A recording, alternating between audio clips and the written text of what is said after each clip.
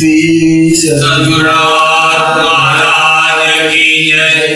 अवधूत चिंतन श्री गुरुदेव दत्त परम पूज्य श्री सद्गुरु संत एकनाथ महाराज की जय। श्री सद्गुरु संत एकनाथ महाराज यांच्या अशीच प्रसादाने हा श्रीमद भागवताचा सत्संग सुरू आहे। सत्संगामध्ये विषय चालला आहे श्री भगवान श्रीकृष्ण आपल्या लाडक्या शिष्याला उद्धवाला भिक्षुगीत दाखवतात। भिक्षुगीत हे बघा, हे भिक्षुगीत आम्ही गुरु महाराजांच्या आश्रमात जात होतो त्यावेळेला माला सुद्धा आम्हाला सांगायची की साधकांनी हे भिक्षुगीत वाचावं। साधकांनी भिक्षुगीत वाचल्याने जो फायदा होईल तो बघा काय होतो। आता हा जो भिक्षुगीत मधला हा जो ब्राह्मण आहे, धनाढ्य ब्राह्मण, शेती गाडी घर सगळं आहे त्याला, पण त्याचा स्वभाव जो आहे तो अति कंजूष आहे। इतका कंजूष की तो स्वतःही पोटभर खात नाही आणि घरातल्याही कोणाला खाऊ देत नाही, नुसतं जमवतो आणि त्या जमवलेल्या द्रव्याकडे पाहत बसतो आनंद। बघा,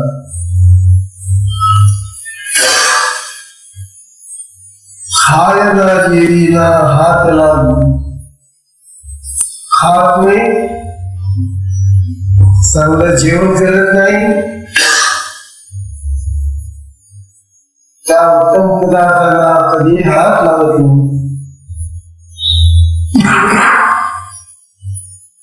चेहऱ्यापासून जैसे भूत तैसे याचे यक्षचित्त असे राखत। बाबा तो जो त्याचा पैसा होता, धन होत, त्या धनाजवळच त्याचं लक्ष व्हायचं नाही।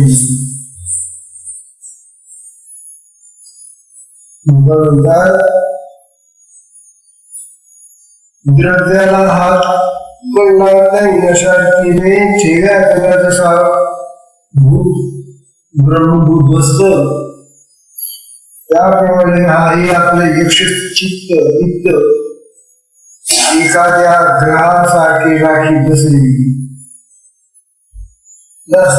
त्या पैशाकडे पाहायचं, त्या समुदायाकडे पाहायचं ना आनंद करायचा, त्याच्याशिवाय त्याला दुसरा कुठला आनंदाचा मार्ग माहितीच नाही। देव नाही, धर्म नाही, काही नाही,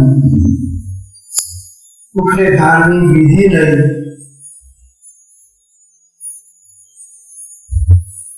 कोणी पाहुणा उपचार करायला आला तरी त्याला खाऊ घालायचं नाही। अहो, घरातल्या लोकांना खाऊ देत, मुला बाळांना, पत्नीला, सगळ्यांना कोणाला खाऊ द्यायचं नाही।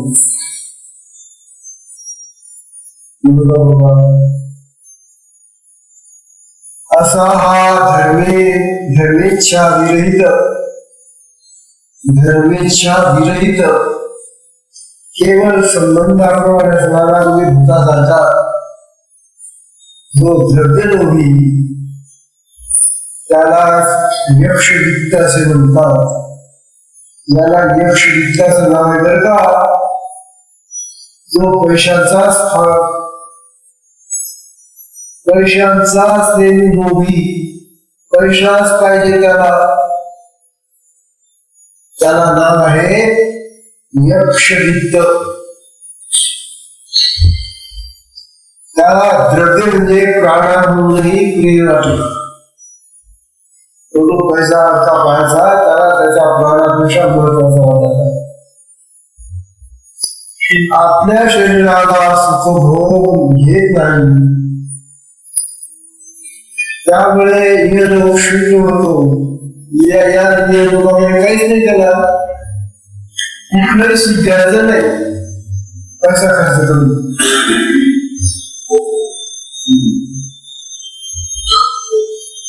आणि स्वधर्म कर्म पंचमहायज्ञ काही करत नाही. त्यामुळे परलोकही शून्य होतो त्याचा. आता मिळाल्यानंतर काय करेल मग? यज्ञाचे आशीर्वाद घेणारे 5 जण असतात, त्यांना त्यांचे भाग पोचत नाही. यज्ञच करत नाही तर जाईल त्यांना मिळेल. त्यामुळे ते 5 जण शुद्ध होऊन त्याच्या द्रव्यनाशाला उद्युक्त होतात.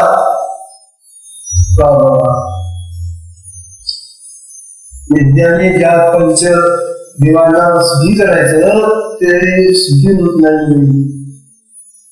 त्यामुळे तेही रागावलेले आहेत.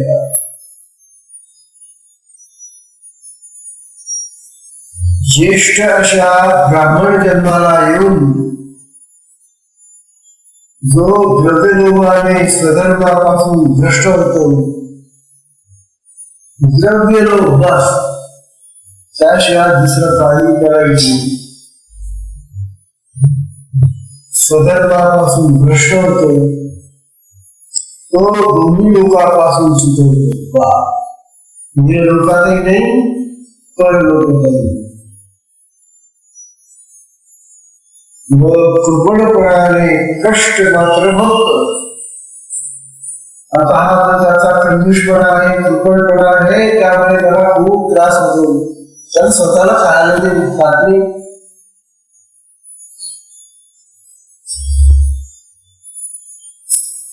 अत्यंत कष्ट करून पैसा मिळवला तरी त्याचा अधर्माने नाश होतो. काय सांगतात?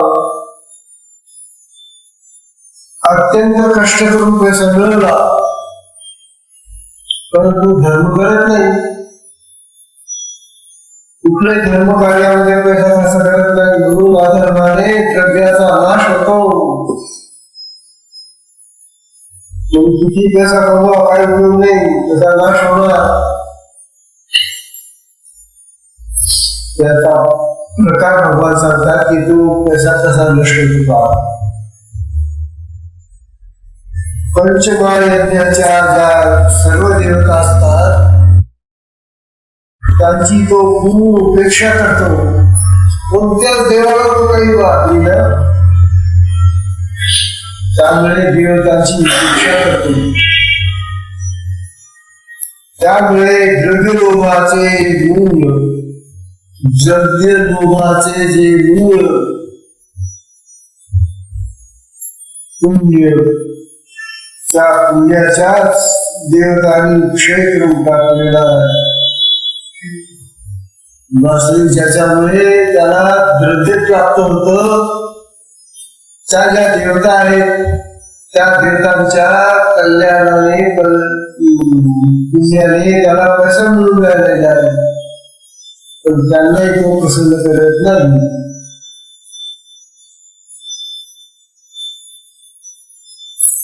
द्रव्य प्राप्तीचा जो पुण्यरूप सूर्य, द्रव्य प्राप्तीचा जो पुण्यरूप सूर्य, तो सूर्यच अस्तमानाला गेला.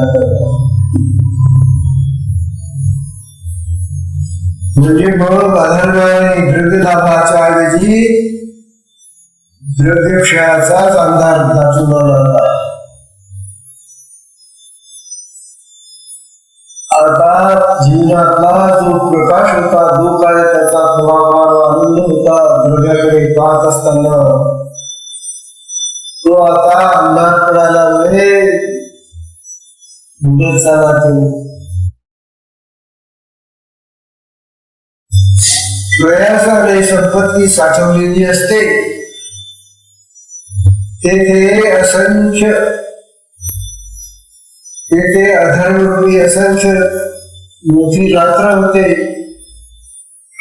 आणि त्या 5ही यज्ञमूर्ती शुद्ध झाल्या म्हणजे 5 प्रकारचे महानाश होतात. 5 प्रकारचे महानाश होतात.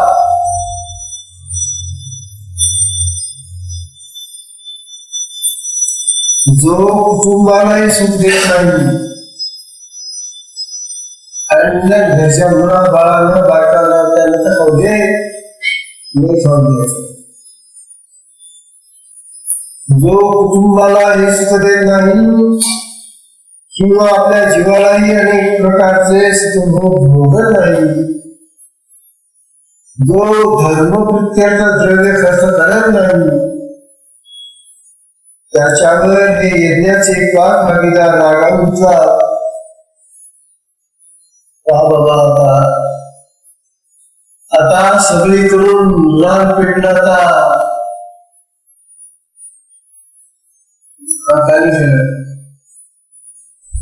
भाऊ बंद, त्याचे जे भाऊ बंद होते ते आता रागवायला लागले. आणि कसा वृक्ष आपल्या याच्यामध्ये आला? भाऊ बंद. सोराला तर बरं झालं, याच्यावर भरपूर संपत्ती नोकरी पाहिजे. सो राजाला सुद्धा कळलं नाही त्याचा असा मोठा धनी एक दिवस येतो. राजा म्हणाला त्याचं ते धन आपल्याकडे यायला पाहिजे. राजा अग्नी देवता म्हणाली मी याच्या सगळ्याचा नाश करते. आणि या धर्माने अंगात रोग होणे, जो अधर्माने वागतो त्याच्या अंगामध्ये रोग होता. बरं का? अधर्माने अंगात रोग होणे.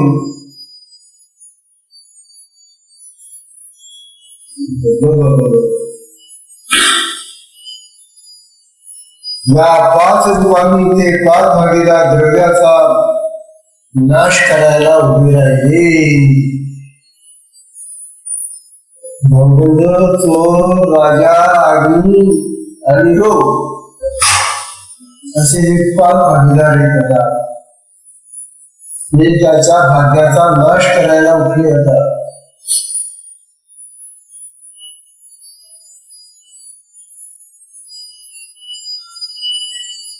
जेथे श्रद्धेने ब्राह्मणाची पूजा होत नाही, जेथे उचित असे लौकिक कर्म होत नाही, जेथे वेदांत सांगितल्याप्रमाणे दानादी धर्म होत नाही, त्या ठिकाणी हटकून द्रव्याचा नाश होतो, द्रव्य नष्ट होते. जेथे वडिलांचा मान राहत नाही, बाळ वडील एवढ्यासाठी त्याला जन्म देऊन गेले का? बाळ वडिलांचा मान राहत नाही. जेथे पंचमहायज्ञ होत नाही, जेथे जीव अभिमान धरला जातो, तेथे द्रव्याचा नाश हा भावयाचाच. गुरुजन सुद्धा अभिमान धरतो, त्यामुळे द्रव्याचा नाश होणार. ज्यांना निरंतर दुसऱ्याचा द्वेष वाटतो, जे दुसऱ्याची निंदा करतात,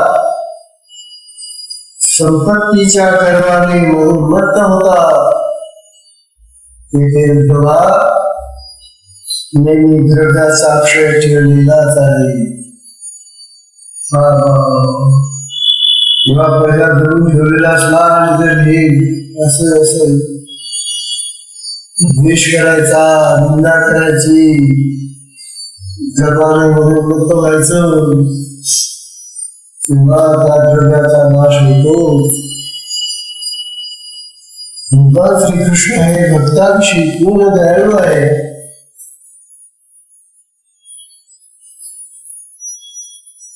त्या द्रव्यक्षयाचे लक्षण ते ग्रंथाधाराने स्वतः सांगत आहे. भगवान स्वतः सांगून द्यावे आणि ग्रंथाचा आधार घेऊन सांगताय. बायको आणि मुले एक होऊन त्यांनी बराच ठेवा लांबवला. काय करणार त्यांना खाऊ देत होता म्हणून बाईनं पोरांना एकत्र जमून गुपचूप त्याचा तो पैसा लांबवला. बराच मोठा ठेवा लांबवला. भाऊबंद होते ते सारे एक होऊन त्यांनी बळजबरीने आपला वाटा नेला.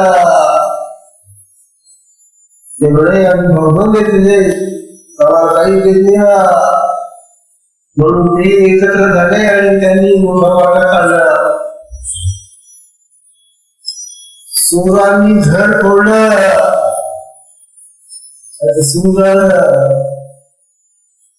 चोरांनी घर फोडलं.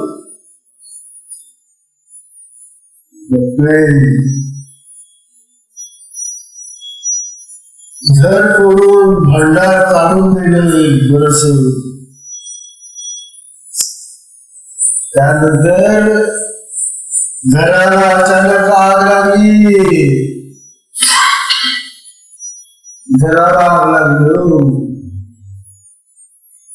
घराला आग लागून असंख्य वस्तू जळून गेल्या. इकडे शेतावर आता काय झालं, शेतावर रोग पडून त्याचा सत्यानाश झाला. बघा आता सध्या तसंच चालल्याकडे शेतीवाडीला रोग पडून राहिलेले. कालच पेपर मध्ये होतं आंबा आणि द्राक्षाचा रोग पडलेले. तेही फळ सुद्धा आता तुम्हाला खाता येणार नाही योग्य असलेली फळ. ज्या आंब्यासाठी करतात तो आंबा जर रोगी झाला तर आंबे खाता येणार तुम्हाला. तसे त्याच्या शेताच्या सगळ्या पिकावर रोग पडला. शेतावर रोग पडून त्याचा सत्यानाश झाला. त्याचा व्यापार चालत होता. व्यापार जिथल्या तेथेच बुडाला. व्यापार चालला तो व्यापारी लोकांनी जेवढं आपल्याला मिळेल तेवढं काढून घेतलं. गप्प आज पतपेढ्यांचं काय चाललेलं आहे, पतपेढ्यांचं तेच चाललंय. सगळ्या पतपेढ्या घायला आलेल्या आहे. ज्याच्या हातात सापडे तो खाऊन घेतो.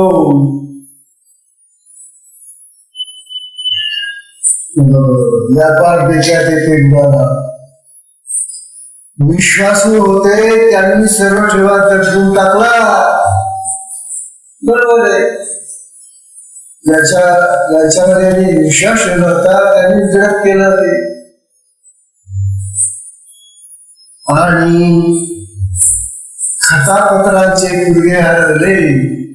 मेलेले होते कर्जाचे होते.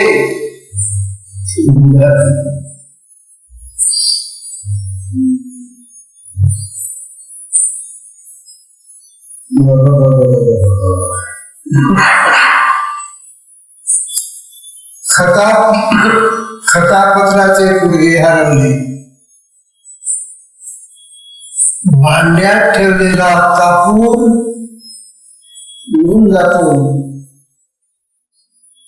समुद्रात गेलेले गडबड उठून जाते. त्याप्रमाणे भागीदारावर काहीतरी झाला पडून सगळं नाश झाला. भागीदारांनी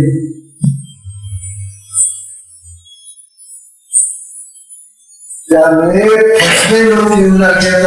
तिथं फसवे लोक येऊन त्यांनी एकांतामध्ये खोटे गुलामा दिलेले रुपये पदरात घातले आणि नफ्याच्या किंवा व्याजाच्या आशेने त्याने आपली हातात असलेली संपत्ती त्याला घेऊन टाकली. लढाईची धामधूम सुरू झाली. लढाईची धामधूम निघून गेली. लढाईची धामधूम उठून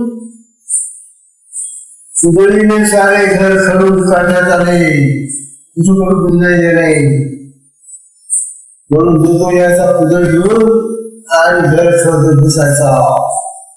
आपल्याला सापडत करायचं धन म्हणून सारे घर खडून काढण्यात आले आणि घरात ठेवलेले ठेवे सुद्धा उचलून काढून कवडी भरून घेऊन कावडी भरून घेऊन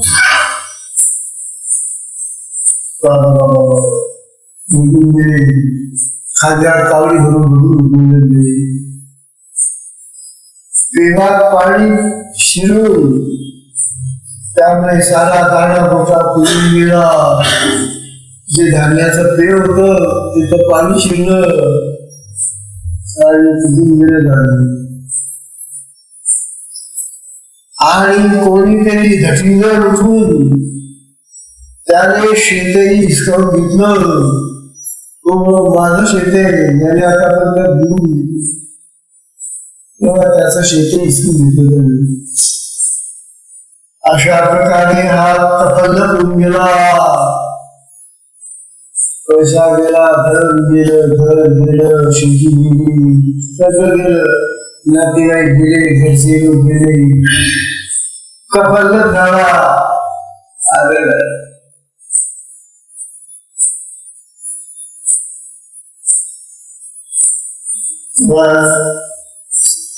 त्याचं शेत हिसकून घेतलं. तशा प्रकारे आता फरक होऊन बसला.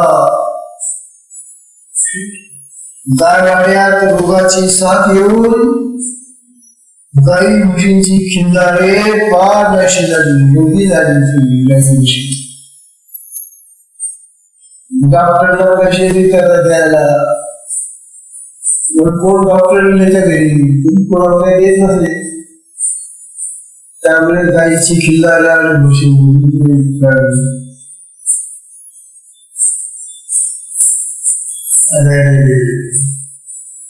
छान बंदस्त असलेले घोडे ज्याने नेले तो तिकडेच गेला. परत आणून दिले घोडे.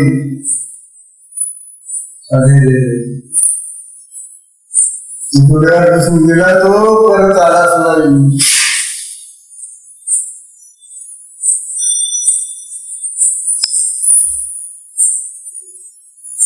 गाई म्हशींची खिल्लारे पार नाशी झाली.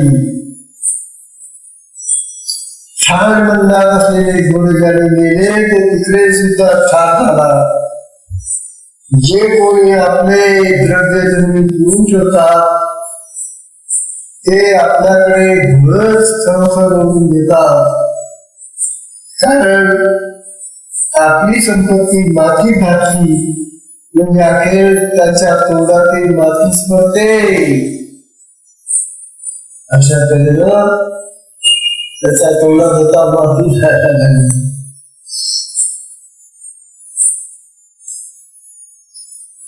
त्यावेळी मोठमोठ्या गोष्टी सांगत असतात. अमुक ठिकाणी खड्ड्याच्या तोंडावर दगड ठेवा म्हणतात. अशा रीतीने बंदोबस्ताने भिजून ठेवलेले ठेवे आपले म्हणून इच्छा धरतो. पण अशा ज्या ज्या अनेक ठेवी ठेवलेल्या असतात त्या साऱ्या पृथ्वी जेच्या तिथे जुळून जाते. त्याला सापडलेच नाही काही घर तिथं. पृथ्वी घेऊन टाकते. कारण दैव फिरले म्हणजे त्या ठेवलेल्या ठिकाणाचीच ओळख राहत नाही. त्याचं दैवच फिरलं म्हणून त्याने जिथं जिथं काय कोणाकडून ठेवलेलं ते सगळं गेलं. जागा चुकते या ठिकाणी ठेवलं तर त्या ठिकाणी ठेवतो जागा चुकली. अधर्माने प्रारब्धाचा क्षय झाला आणि देहावरही अवकळा आली त्याच्या. तो निस्तेज म्हणून ब्राह्मण आहे असे सुद्धा कोणाला वाटला. इतका निस्तेज होऊन गेला, इतका घाणेरडा दिसायला लागला. जो कोणी भेटे तो तुमची जात कोणती म्हणून विचारत असेल त्याला. अरे बाप, ब्राह्मण असून लोक त्याला त्याची जात विचारतात. अरे इतके घाणेरडा काय तू, आणि मी ब्राह्मण आहे असे जरी त्याने सांगितले तरी ते ऐकण्याच्या मला खरे वाटत नव्हतं. कारण त्याचा चेहरा, त्याचे कपडे, त्याचे सगळं ते गलिच्छ, कारण त्याचं ब्रह्मतेजस अशा प्रकारे जरी पूर्णपणे नष्ट झाले आणि ब्राह्मणपणाची काळजी नशी झाली, तेव्हा तो निस्तेज चेहऱ्याचा, चेहरा कसा निस्तेज, निस्तेज चेहऱ्याचा आणि दिन दुबळा होऊन बसला, छिन्न झाला, हाय हाय करत बसला. अरे डोक्याला हात धरून बसला होता, हाय हाय करतो. शेत गेल्यावेळी शेती उडाली, करचक्राचा काला येऊन झर पडले, सारे द्रव्य जाऊन कवडी सुद्धा जवळ राहिली नाही. इतकी दशा एक अधर्म गेल्याने पद्धती. दशा कशाला आली? अधर्माने वागला म्हणून ही दशा आली त्याला. सधर्म कर्म केले नाही, दान केले नाही, योग्य तेवढे सुखही घेतले नाही, म्हणून त्या द्रव्य द्रव्य स्वप्नामध्ये भिकारी व्हावे त्याप्रमाणे घरीच मिळाले.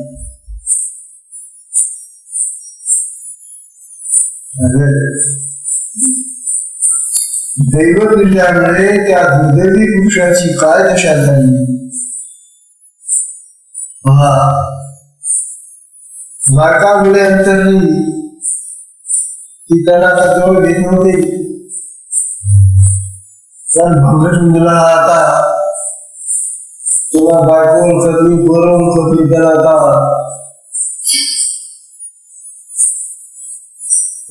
बायकोमुळे अंतरली, त्यांनी त्याला मुलीच बाहेर घालून दिलं.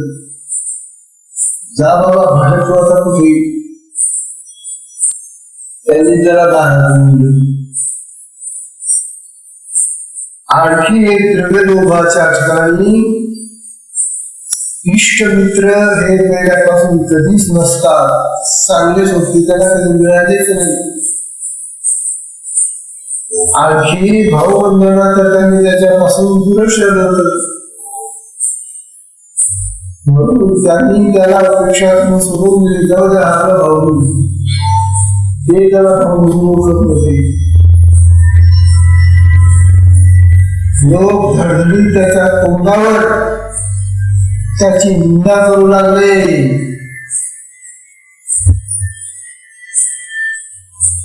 रांगा कोडे तोंडावर थुंकू लागले.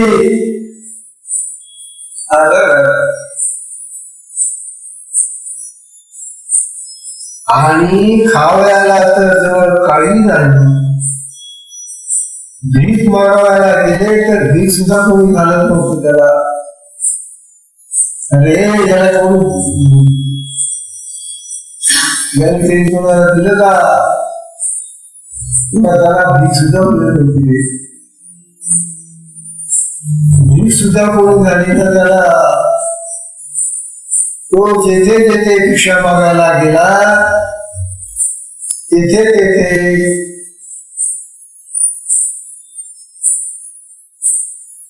कोंडा कशाला आणायचा असं म्हणायचे. ज्यांच्या घरी भीक मागायला जायचा ते घराचे लोक त्याला काळ कोंडा म्हणायचे. काळ कोंड्यात कशाला आला आमच्या घरी.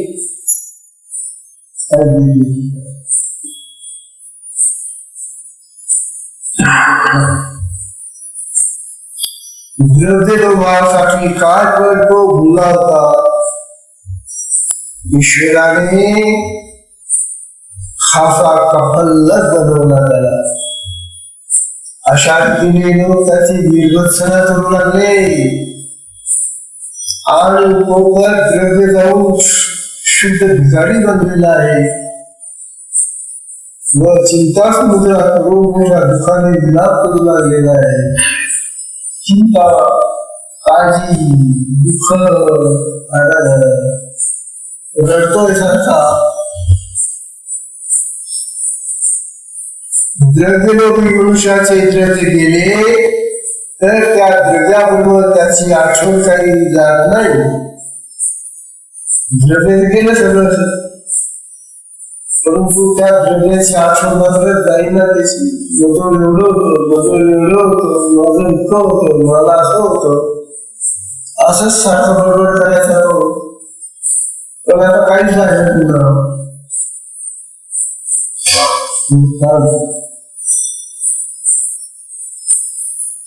मनुष्याचे द्रव्य गेले तरी द्रव्याबरोबर त्याची आठवण काही जात नाही. ही आठवण झाली की मन अगदी भिदा होते आणि त्या असह्य दुःखाने तो अगदी तळमळत असतो. त्याचं सांत्वन करायला कोणी नाही. त्याला कोणी म्हणत नाही बघा उभे राहा उभे आता बरं झालं काल तुमच्याचं गेलं सगळं. सगळे लोक असंच म्हणायला लागले. चांगलं कोणी त्याला म्हणतच नाहीये.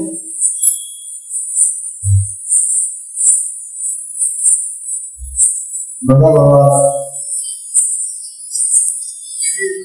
सर्पाच्या मस्तकात काटा रुतला. सर्पाच्या मस्तकात काटा रुतला किंवा सासुरीने शेतू तुटले, सासूचं शेतू तुटलं किंवा मासा परत बाहेर काढला तर ती जशी असह्य दुःखाने तडफडतात बिचारे त्याप्रमाणे पूर्वीच्या धनाची मनात आठवण झाली की तोही मनामध्ये हुंदके येऊ लागला. डोळ्यातून गळगळा सुधारा वाहता जाता, रडून राहिला जाता.